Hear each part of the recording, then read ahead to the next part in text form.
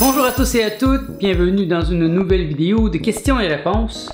Aujourd'hui, je vais répondre à quelques questions d'un auditeur qui a récemment fait une expérience psychédélique extrêmement intéressante. Et donc, puisque ça vous intéresse, demeurez à l'écoute.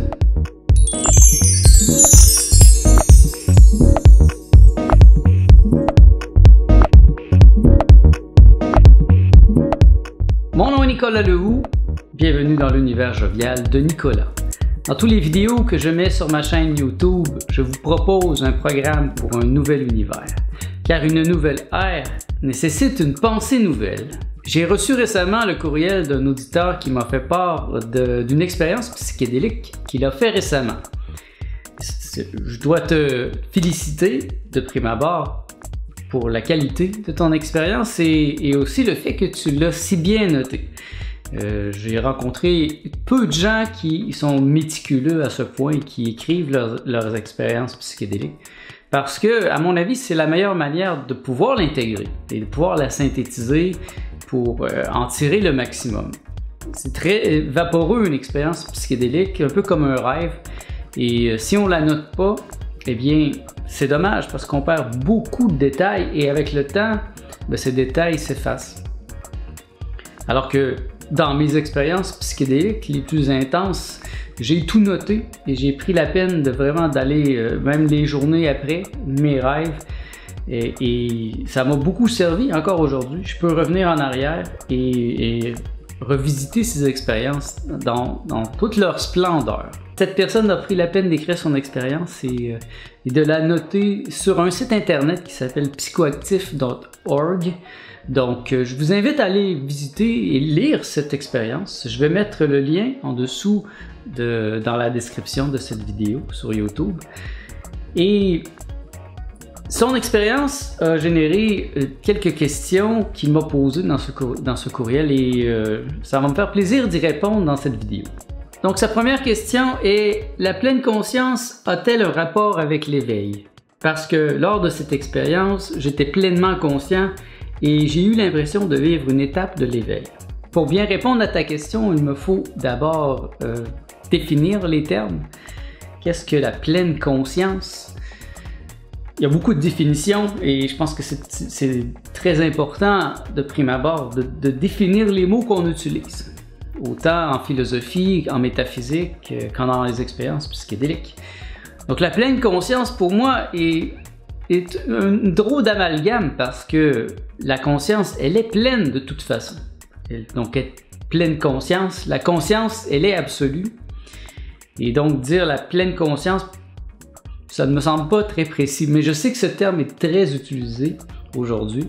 Et d'ailleurs, c'est pourquoi moi, je ne reconnais pas le terme de l'inconscient dans la psychologie.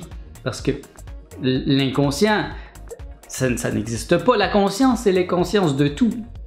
Donc, comment peut-il y avoir un concept d'inconscient? C'est qu'en psychologie, c'est généralement des matérialistes. Et donc, pour eux, l'inconscient est une partie de la conscience qui n'est pas consciente d'elle-même, ce qui, à mon avis, est impossible.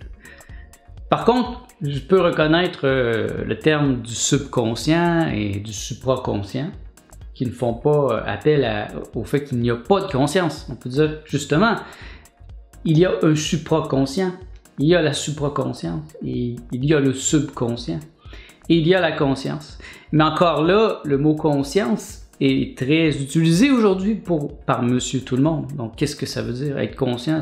Pour la majorité des gens, c'est juste d'être attentif, d'être présent. Mais dans le cas où tu me parles présentement, c'est beaucoup plus au niveau de l'illumination. Quand tu me parles de la pleine conscience, tu me parles d'être illuminé, d'être éveillé. La conscience est, à mon avis, au-delà de la dualité et donc de l'expérience. Et donc, je ne sais pas si c'est très précis de parler de pleine conscience dans une expérience psychédélique, puisqu'il y a une expérience. Dans le bouddhisme, on parle de la non-expérience, et c'est ça la conscience. Et c'est très mélangeant, et je pense que c'est important que toi, tu définisses qu'est-ce que ça veut dire pleine conscience. que tu prennes le temps de regarder ce que d'autres ont dit à ce sujet et que tu mettes ta définition sur papier. À tout prendre, je préfère personnellement utiliser le terme volontairement conscient, comme dans ce livre que j'ai écrit d'ailleurs sur ce sujet. Et donc, comme tu vois, je me suis beaucoup interrogé sur la conscience. Et pour moi, être volontairement conscient, c'est justement d'avoir le désir d'être conscient. Et ça va aider peut-être à répondre à ta deuxième question que je vais aborder bientôt. Le deuxième terme de ta question est l'éveil. Qu'est-ce que l'éveil? Encore là, c'est un terme très utilisé aujourd'hui dans plein de sauces. Et bon, l'éveil, pour moi, c'est le moment où tu rouvres les yeux, où tu rouvres ton troisième œil. C'est justement le moment où tu t'éveilles. Et c'est ce qui est différent de être éveillé. Donc pour moi, l'éveil est juste le moment où tu te réveilles. C'est-à-dire le moment où il y a un changement de paradigme. Le moment où tu passes de la personne vers l'être. Que tu passes de l'individu à l'absolu. J'aime beaucoup l'exemple que tu as utilisé, qui est un exemple que j'ai donné moi-même. C'est avant l'éveil, le sage fait sa soupe et coupe son bois. Pendant l'éveil, il n'y a que lumière partout. Et après l'éveil, le sage fait sa soupe et coupe son bois. La seule différence, c'est qu'après, ça se fait en lui. Donc, il ne fait plus cette action, mais il laisse cette action se faire en lui. Et donc, l'éveil est le moment entre les deux, le moment du changement. Si je reviens donc à la question, qui est, y a-t-il un rapport entre la pleine conscience et l'éveil? Je peux répondre que l'éveil est la pierre de touche vers la conscience, ou la conscience pleine. Et c'est la première étape. Et cette étape peut se produire parfois comme un flash. C'est quelque chose que j'ai remarqué chez beaucoup de maîtres, c'est-à-dire que c'est pas nécessairement d'un coup que ça se produit. Et c'est très évident dans le domaine des psychédéliques. Il y a généralement un flash très court, un peu comme ce que tu as vécu dans ton expérience. Et puis là, on revient à la normale. Et là, ça peut prendre des années, des semaines, des mois, avant qu'un autre flash revienne, mais ce flash va être un peu plus long. Et puis, encore là, il y a un moment, et un jour, ça devient un état permanent. Et c'est là que ça change de l'éveil à être éveillé. Et l'être éveillé est dans un état d'éveil permanent. Il est évident pour moi, selon mes expériences personnelles, tout autant que les recherches que j'ai faites à ce sujet, que les psychédéliques sont des outils très puissants pour comprendre l'éveil. Le comprendre par l'expérience, autant qu'intellectuellement. Et en ce sens, je trouve que c'est très important pour certains d'entre nous, parce que les psychédéliques ne sont pas pour tout le monde, ça c'est important de le noter. C'est pas tout le monde qui peut travailler avec les psychédéliques. À travers l'histoire, ça a toujours été une minorité, qui était plutôt les chamans, qui ont les aptitudes pour travailler avec les psychédéliques. Je peux comprendre à présent que ça m'a beaucoup aidé à cette époque où j'ai fait beaucoup d'expériences psychédéliques et que j'ai compris le concept de la conscience, le concept de l'éveil, de l'illumination. J'en ai fait l'expérience. Et c'est comme si ça m'avait mis sur le droit chemin. Je sais vers où je m'en vais. Et ça, c'est pas toujours le cas. Moi, j'ai rencontré des gens qui sont plutôt dans le yoga, qui font du yoga, qui font de la méditation, mais ils n'ont jamais eu cette expérience et ils ne savent pas à quoi s'attendre, ils ne savent pas vers où ils s'en vont. Donc, le processus est lent, long et peut être très pénible. Alors que dans mon cas, je suis très pragmatique.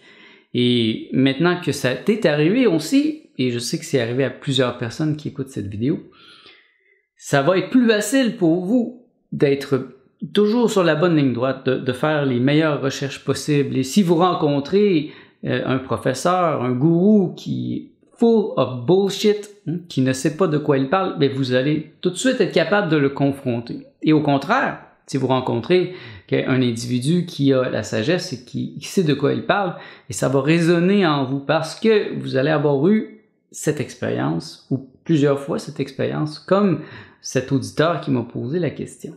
La deuxième question est, faut-il être pleinement conscient lors d'une expérience psychédélique? Encore là, pleinement conscient, il faut mettre ça entre parenthèses, c'est le terme que l'auditeur a utilisé. Moi, je préfère utiliser le terme volontairement conscient. Et ça, encore là, ça dépend. Moi, je pense que peu importe l'état d'esprit de la personne, ça va dépendre beaucoup du setting et drug. Donc, drug, setting, de la place, de l'état d'esprit et de la drogue en tant que telle. Et si la personne fait une expérience à haute dose, eh bien, c'est évident qu'il va y avoir une montée rapide dans la supraconscience et profonde. Et là, c'est la préparation qui va tout changer. Est-ce que la personne est préparée? Est-ce qu'elle va voir? Si elle ne l'est pas, elle risque de ne rien ramener avec elle. Mais dans le cas de l'auditeur qui m'a posé cette question, il était très très bien préparé et il avait écouté mes vidéos. Et probablement qu'il avait étudié le sujet aussi assez profondément parce que lors de son expérience, il a fait des retours sur lui-même. À l'époque où j'ai fait mes expériences psychédéliques, je dis pas que j'en fais plus, mais j'ai eu une période entre 28 ans et 32 ans où j'en ai fait beaucoup, vraiment beaucoup, et j'ai expérimenté en profondeur sur le sujet. Donc à cette époque-là, je faisais près de 2 heures de méditation par jour. J'avais une pratique intégrale, donc je travaillais mon corps physique aussi, j'étudiais beaucoup. Et donc, pour moi, c'est évident que c'était plus satisfaisant et beaucoup mieux d'entrer dans l'expérience psychédélique dans la pleine conscience, en étant le plus conscient possible, en étant le plus éveillé possible. Parce que là, j'allais voir plus vaste et j'allais aller chercher le maximum. C'est un peu la différence entre un rêve normal et un rêve lucide.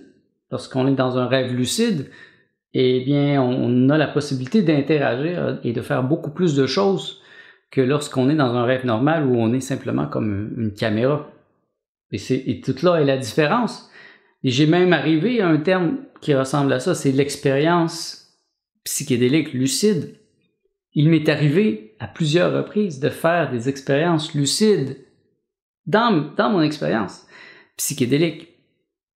C'est pas toujours le cas. Des fois, on est comme transporté, on voit des choses, on a des visions, on apprend des choses. Mais il y a des moments où il y a des interactions. On va rencontrer un être, par exemple, on va lui poser des questions, il va interagir avec nous. Ça devient lucide et ça devient conscient. Donc, si tu utilisais plutôt le terme lucide, j'aimerais peut-être mieux. Parce que être pleinement conscient, c'est un peu mélangeant, j'avoue. Parce que pour moi, la conscience, c'est l'état non-duel, c'est l'état de Dieu, du Dieu vivant, d'être tout. Mais si tu me dis, par exemple, est-ce que c'est bon d'être lucide pendant une expérience psychédélique? Alors là, ça devient plus précis. Et toute la préparation devient importante. Faire un peu de la méditation avant, se préparer la musique qu'on veut écouter, préparer aussi l'endroit. Dans l'expérience que l'auditeur a fait, il était dans un endroit parfait, il me semble, dans un chalet, dans une maison, dans le bois, et ça s'est très bien passé. Il était avec des amis aussi. Et donc, la lucidité me semble fondamentale pour aller chercher le maximum. Mais, encore là, quelqu'un qui ne s'est pas bien préparé, qui va prendre une expérience, qui va faire une expérience de haute dose, mais il risque aussi d'aller chercher quelque chose parce que c'est, à mon avis, c'est ça les psychédéliques, ça nous amène dans cet état. Au début, je ne savais pas vers où je m'en allais.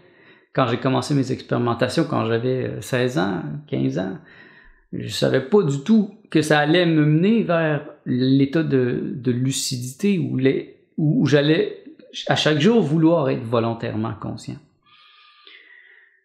Donc, je souhaite avoir répondu à ta question. Si je réponds pas très clairement, tu peux reformuler ta question et je vous invite allez visiter le site où cette personne a écrit son expérience, parce que c'est un bel exemple de quelqu'un qui est pragmatique et méticuleux, et c'est ce que j'aimerais que vous fassiez. Quand vous faites une expérience, écrivez-la.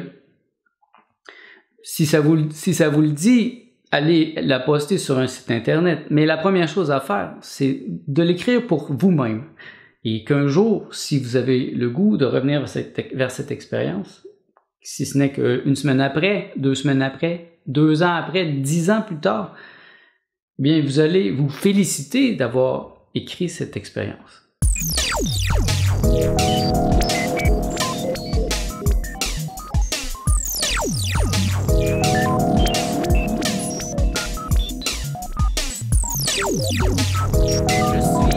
Je suis le maître psychédélique. Je ne passerai pas, je ne réfléchirai pas encore rien d'autre.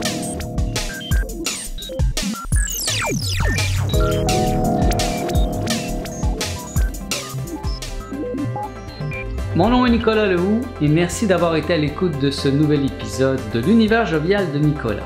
Je vous invite à me donner un pouce ou à partager cette vidéo sur vos réseaux sociaux si elle vous a touché et si vous croyez que ça pourrait aider des gens que vous connaissez. Je vous invite à vous abonner à ma chaîne YouTube afin de recevoir chaque semaine les notifications à propos des nouvelles vidéos que je vais y ajouter, car en effet, chaque jeudi, j'ajoute une nouvelle vidéo sur ma chaîne YouTube. Merci d'avoir été à l'écoute. Je vous souhaite tout le bien que vous pensez de moi.